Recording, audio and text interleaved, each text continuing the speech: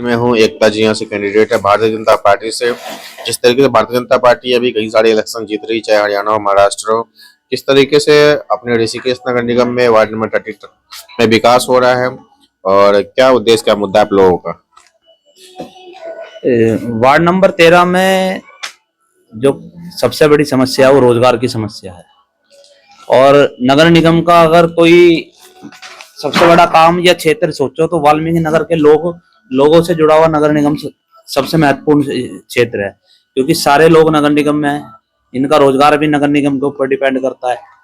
तो रोजगार के रिलेटेड समस्याएं नगर निगम में बहुत आती हैं और कई लोग जो हैं आज तक 15-15 सालों से लेकर आज तक परमानेंट नहीं हुए, ठेकेदारी में ही काम कर रहे हैं।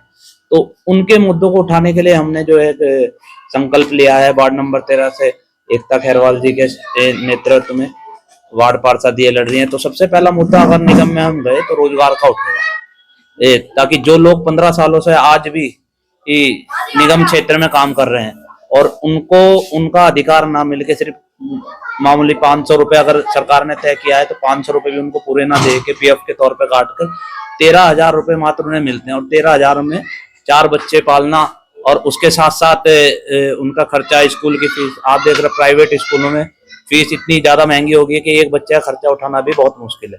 और 13,000 में 2-2, 3-3 बच्चों के खर्चे उठाना आप सोच सकते हो कि बिल्कुल नामुमकिन है। तो सबसे पहले तो इनकी तनख्वाह बढ़ाने का काम किया जाएगा। पहला मुद्दा बोर्ड बैठक में हमारा रोजगार और सैलरी बढ़ाने पे किया जाएगा। दूसरा मुद्दा है कि जैसे मैं आपको पुराने किए हुए कार्य बता दूं, यहाँ के मैंने अभी उज्ज्वला गैस योजना के तहत, माननीय प्रधानमंत्री मोदी जी की एक योजना है उज्ज्वला गैस योजना, उसके तहत मैंने 70 परिवारों को गैस कनेक्शन दिलवाए। तो उससे अलावा विधानसभा अध्यक्ष जी की आर्थिक सहायता की जो निधि होती है, 150 लोगों को हमने आर्थिक सहायता के चेक भी दिलवाए।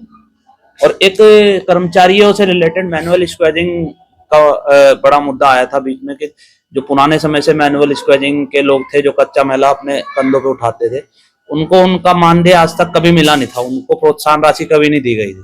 तो भारतीय जनता पार्टी सरकार के द्वारा ही 70 सालों में आज पहली बार ऐसा पिछले 2 सालों में हुआ कि उनको 40,000 रुपए प्रति व्यक्ति दिया गया। और उसके बाद अभी बीच में एक आपदा आई थी कि स्वाइन फ्लू के नाम से, तो वाल्मीकि नगर के लोगों का जो व्यवसाय है पशुओं के ऊपर सबसे ज्यादा है। तो उनके जो स्वाइन फ्लू के आने से पशुओं में एक ऐसी महामारी आई कि बिल्कुल सारे पशु इनके खत्म हो गए थे।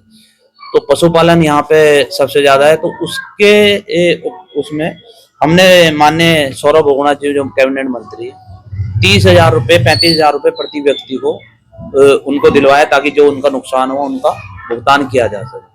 और भारतीय जनता पार्टी इसी तरह शुरू से लेकर आज तक, जब से हमारे यहाँ हम इस भारतीय जनता पार्टी को लेकर कार्य करें, तब से लेकर आज तक वाल्मीकि नगर के लोगों को, अम्बेडकर नगर के लोगों को तमाम सुविधाएं हमने उपलब्ध कराई हैं। अभी पिछले 1.5 या 2 साल पहले अम्बेडकर मूर्ति का निर्माण कराया गया। माननीय प्रेमचंद अग्रवाल विधानसभा अध्यक्ष थे उस समय, उनकी निधि के द्वारा अम्बेडकर मूर्ति का निर्माण कराया गया। उसका आवेदन भी मैंने दिया था। और उसके अलावा वाल्मीकि नगर में भी एक धर्मशाला का निर्माण कराया गया है, वो वाल्मीकि जयंती पे उनसे घोषणा करवाई थी। तो तमाम ऐसे कार्य मैं आपको बताऊं तो भारतीय जनता पार्टी के नेतृत्व में यहाँ हुए हैं, जिनमें हम भी सहयोगी रहे। कुछ हमारे काम से हुए और कुछ हमारे नेतृत्व में हुए, कुछ सरकार के द्वारा हुए।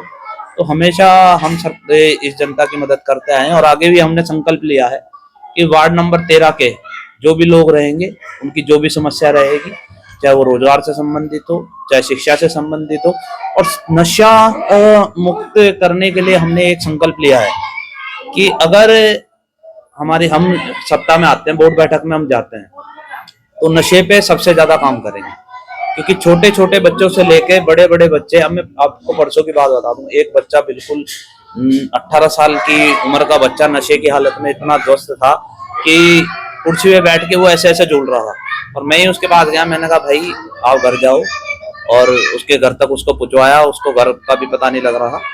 तो ऐसी ऐसी स्थितियों में जब हम बच्चों को देखते हैं तो कहीं ना कहीं हमारे भाव भी फूट आते हैं कि भाई ये मोहल्ला, ये हमारा समाज किस दिशा में जा रहा है। तो नशे पर हम सबसे ज्यादा काम करेंगे। और तमाम ऐसी गलियां यहाँ हैं जिनमें लगातार नशे का व्यापार हो रहा है, और चाहे वो सुल्फा ऐसा हो, गांजे से हो, स्मैक हो, तो अब पहले तो जो एक नशा दारू का चलता था वो उससे अपग्रेडिंग नशे अब बहुत आ चुके हैं। तो अब तो लोग सूखे नशे की तरफ, इंजेक्शन की तरफ दौड़ चुके हैं, जिससे आदमी की आयु बहुत बिल्कुल कम होती जा रही है। छोटे छोटे बच्चे इंजेक्शन ले रहे हैं। तो इन मुद्दों को लेके हम निगम में जाना चाहते हैं कि कहीं ना कहीं हम बोर्ड बैठक में ऐसे ऐसे मुद्दे उठाएंगे, समाज सुधारक निर्णय लेंगे, कम से कम समाज के साथ मिलके कहीं ना कहीं मुद्दों पे चर्चा करेंगे और कोशिश करेंगे आने वाले समय के युवाओं को सुधारा जा सके, युवाओं को नशे से बचाया जा सके और रोजगार की जो समस्या है उसका निपटारा किया जा सके। कोरोना काल की आपको स्थिति बताऊं कि कोरोना काल में जब हमारा जो वार्ड है, मैंने आपको पहले ही बताया कि कर्मचारी बेस पे पूरा वार्ड चलता है। सफाई कर्मचारी के लोग यहाँ जी जी जी। और कर्मचारियों के स्तर पे देखो, जब कोरोना काल आया तो लोगों ने अपने घरों के काम छुटवा दिए थे। कुछ लोग ऐसे हैं जो कोठियों में जाके काम करते हैं या लोगों के घरों में साफ सफाई का काम करते हैं। तो उन लोगों ने कोरोना का समय उन लोगों से काम छुटा लिया था। तो उस समय भी हम और मेरा परिवार खुद की चिंता ना करते हुए उन लोगों के पास गए, उन लोगों के रोजगार की व्यवस्था करी। डीआरडीओ के नाम से एक कैंप बना था। माननीय अनीता मंगई जी मेयर थी। अनीता मंगई जी के नेतृत्व में उन्होंने हमें जो रोजगार के लिए कर्मचारियों को तैनात करने के लिए भर्ती निकाली, उस कोरोना काल में उनका बड़ा उपकार रहा कि वो हमारे लोगों के साथ खड़ी रही। तो ऐसे कहीं ना कहीं हमने 50 से 60 परिवारों को उस समय रोजगार दिया ताकि उनके बच्चे उस समय किसी भी चीज से, किसी भी सुविधा से वंचित ना रह सके।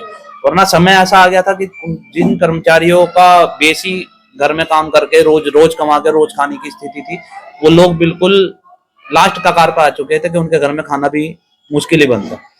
तो लेकिन निगम ने उस समय हमारा साथ दिया, अनीता मंगई जी ने भी हमारा साथ दिया। तो उस समय उन्होंने डीआरडीओ में एक्स्ट्रा भर्ती करवाई। तो बाहर रोड के लिए उनको सफाई कर्मचारी भर्ती करवाए। उससे अलावा कुंभ में, सीजन में और रेगुलर डोर टू डोर की जो गाड़ियां होती हैं समितियों में, तमाम जगहों पे उन्होंने भर्तियां निकाली। और हमारे नेतृत्व में कुछ और साथियों के सहयोग से आज कई कर्मचारी निगम में भर्ती हैं जो अपना रोजगार स्वतः चला रहे हैं। और कहीं ना कहीं 15 से 20 सालों से जो कर्मचारी लगे आ रहे हैं, जो सिर्फ ठेकेदारी में है, उनकी कोई सुनवाई नहीं है और ना तो उनको कोई प्रोत्साहन राशि मिलती है, ना बोनस मिलता है, ना ही उनका टीए कटता है, ना ही उनको कोई अन्य सुविधा दी जाती है जो कि सरकार द्वारा टीए भत्ता वगैरह ये सब मिलना चाहिए। तो इन मुद्दों के लिए लड़ाई लड़ने के लिए ना तो पिछले पार्षद ने या अन्य कोई तमाम जितने भी पार्षद रहे उन्होंने इन मुद्दों को उठाया, और ना ही मुझे लगता है कोई अगर जो चुनाव लड़ रहे हैं उनमें से किसी ने भी आज तक अपने मैनिफेस्टो में इन चीजों को डाला होगा।